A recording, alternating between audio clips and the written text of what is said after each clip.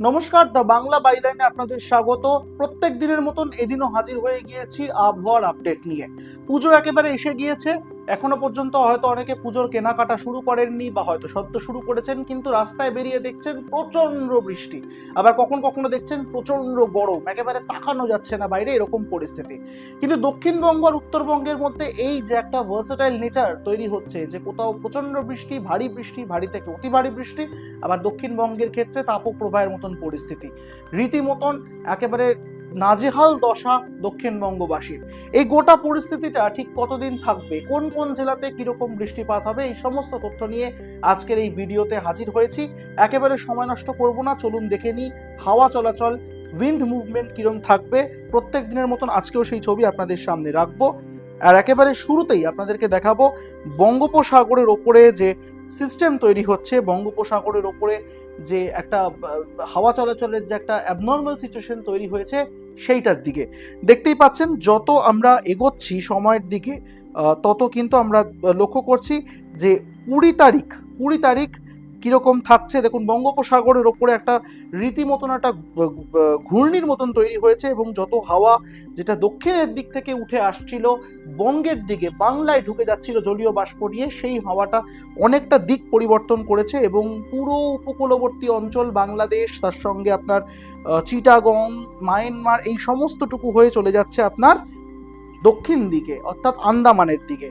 ফলে বোঝাই যাচ্ছে যে জলীয় বাষ্প যেরকম ভাবে ঢুকছিল বাংলায় সেরকম ঢুকছে, কিন্তু তার প্রবণতাটা বোধহয় খানিকটা কমেছে, অন্তত উপগ্রহ চিত্র সেটাই বলছে।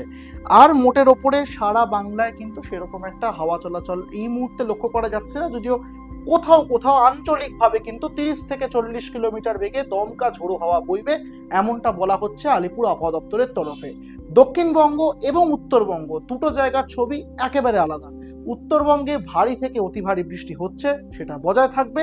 দক্ষিণবঙ্গের ক্ষেত্রে নজর রাখলে সেখানে হট অ্যান্ড হিউমিড ওয়েদার, মানে গরম এবং অস্বস্তিকর, আর্দ্রতাজনিত অস্বস্তি, তার সঙ্গে ব্যবসা গুমোট ভাব, এই বিষয়টাও থাকবে।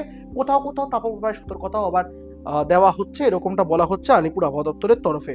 এই মুহূর্তে আপনাদের সামনে রাখছি বৃষ্টিপাতের ছবিটা কিরকম থাকবে। 20 তারিখের বৃষ্টিপাত সেটা আপনাদেরকে দেখাই। দক্ষিণবঙ্গের ক্ষেত্রে যদি আমরা খেয়াল করি তাহলে দুপুরের পর থেকে 11টা 12টা এরম সময়টা থেকে লক্ষ্য করলে গোটা দক্ষিণবঙ্গে, যেরকম পশ্চিম মেদিনীপুর, পূর্ব মেদিনীপুর, কলকাতা, হাওড়া, হুগলি, 2 চব্বিশ পরগনা, নদিয়া, পূর্ব বর্ধমানের একাংশ বৃষ্টিপাত হওয়ার সম্ভাবনা রয়েছে। বেলার দিকে যত যাচ্ছি তত কিন্তু ভারী মাত্রায় মেঘ জমছে আপনার উড়িষ্যার বর্ডারের দিকে, তার সঙ্গে পশ্চিম মেদিনীপুর এবং উড়িষ্যা বর্ডারের, অর্থাৎ এই অঞ্চলগুলোতে বৃষ্টিপাতের সম্ভাবনা প্রবল বলে মনে করা হচ্ছে। আবার যত বিকেলের দিকে আমরা এগোচ্ছি, 4টে 5টা 6টা 7টা এভাবে যত বিকেলের দিকে এগোচ্ছি তত আমরা দেখতে পাচ্ছি যে আকাশ পরিষ্কার হচ্ছে অন্তত 20 তারিখের জন্য। পরবর্তী সময় 21 তারিখ থেকে আবার বৃষ্টিপাতের সম্ভাবনা রয়েছে, আলিপুর আবহাওয়া দপ্তর জানিয়েছে। ফলে দক্ষিণবঙ্গ জুড়ে কিন্তু হালকা থেকে মাঝারি বৃষ্টি, বিক্ষিপ্ত বৃষ্টি চলবে। বীরভূম, পুরুলিয়া, তার সঙ্গে বাঁকুড়া, এই অঞ্চলগুলোতে একই রকম ফোরকাস্ট রয়েছে। তবে সেই যে জ্বালা ধরানো গরম, সেই গরমটা কিন্তু এখনই কমছে না বলছে আলিপুর আবহাওয়া দপ্তর।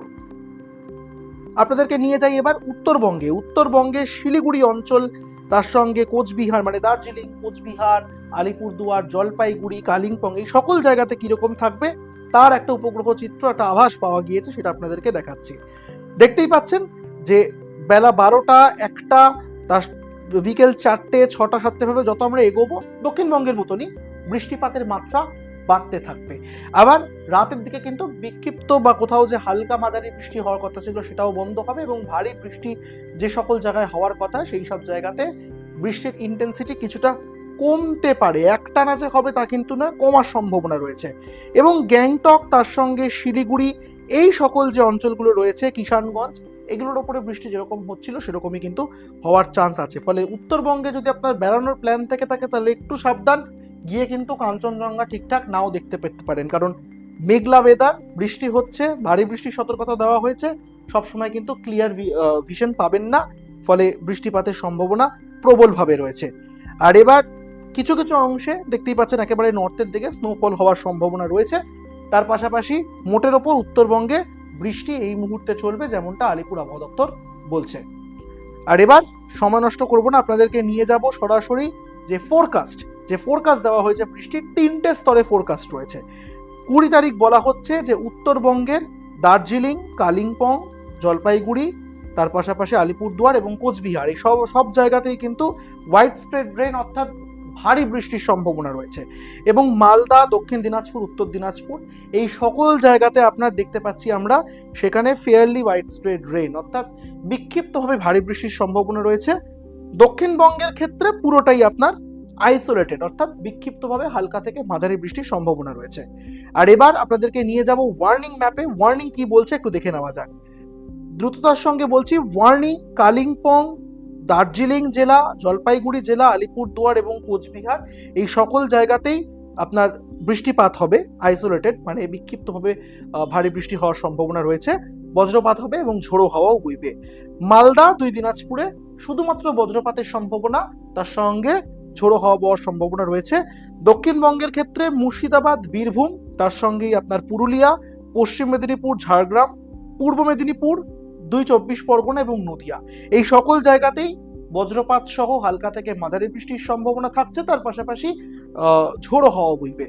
বাকি হাওড়া, হুগলি, কলকাতা, বাঁকুড়া, পশ্চিম বর্ধমান এবং পূর্ব বর্ধমানে কিন্তু কোনো রকম সতর্কতার কথা বলা নেই আলিপুর আবহাওয়া দপ্তরের তরফে। এই ছিল গোটা 20 তারিখের আবহাওয়ার রিপোর্ট। আবারও বলছি, আপনারা কোথা থেকে দেখছেন একটু কমেন্ট করে আমাদেরকে জানাবেন। আমরা সুবিধা হবে আপনাদের সামনে আরো বিস্তারিত আবহাওয়ার রিপোর্ট তুলে দেওয়ার। এবং তার সঙ্গে সঙ্গে আরেকটা গুরুত্বপূর্ণ বিষয়, তা হলো আপাতত কিন্তু দক্ষিণবঙ্গে যে গরম পড়েছিল, যে ভ্যাপসা গরম, সেই গরম বা ঘর্মাক্ত বোধ কিন্তু কাটছে না। আজকের ওয়েদার রিপোর্ট এখানেই শেষ করছি। 20 তারিখের রিপোর্ট সমগ্র বাংলায় কিরকম থাকবে আপনাদের সামনে রাখলাম। সাবস্ক্রাইব করতে ভুলবেন না আমাদের YouTube channel the Bangla byline.